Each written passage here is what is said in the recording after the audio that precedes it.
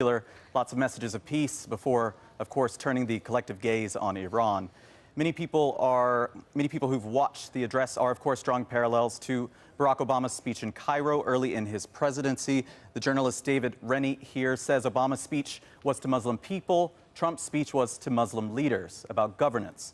The author David Ropkoff also tweeted saying that Obama's Cairo speech was ultimately judged not by rhetoric but follow-up. The same will be true for President Trump. Now, many people are attempting to also reconcile some of the comments Trump made with those that he made on the campaign trail, because few can forget these remarks that candidate Trump made to CNN last year.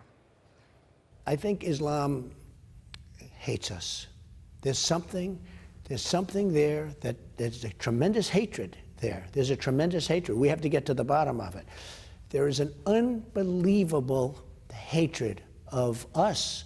In Islam itself? You're going to have to figure that out. Some of the other threads to this conversation for you. The architect of the Muslim ban, Stephen Miller, wrote the speech. The speech included the line about how 95% of victims of terrorism are Muslims themselves. That was, of course, the main reason why so many opposed the executive orders of the administration in the first place. The U.S. president also bundled up al-Qaeda, ISIL, Hezbollah, and the Palestinian resistance movement Hamas as the groups that Arab and Muslim nations should eliminate. That will be problematic, of course, for many states in the region. And one of the biggest takeaways from Trump's speech has to do with his choice of words. While he criticized President Obama time and time again on the campaign trail for not using the words radical Islamic terrorism, he's watered that down as of this weekend to Islamic extremism. We wanted to know what you thought of Trump's speech today. Here's what some of you had to say.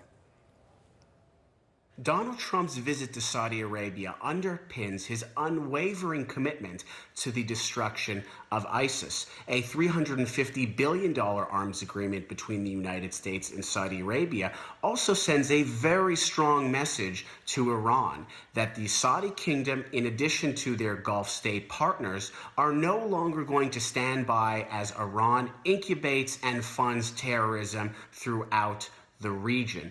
This is a historical opportunity for the president to demonstrate his strength when it comes to taking on ISIS and also forming a new Arab NATO league. So Donald Trump is in Saudi Arabia right now, which I think is the most hypocritical thing ever. He has been acting as a catalyst for the increase in Islamophobia that American Muslims and Muslims worldwide have to deal with every single day. Now he has seen a business opportunity. He's off to Saudi Arabia to give an inspiring speech on Islam. On the other hand, you have the Muslim leaders who I believe should have called him out on it and should have defended their brothers and sisters in the States. So I think it's just hypocritical from both sides. Instead, they're just sitting there talking about money. The Saudi agenda now is directing the U.S. agendas through 3 points. Saudi Arabia will be the platform to counter global terrorism.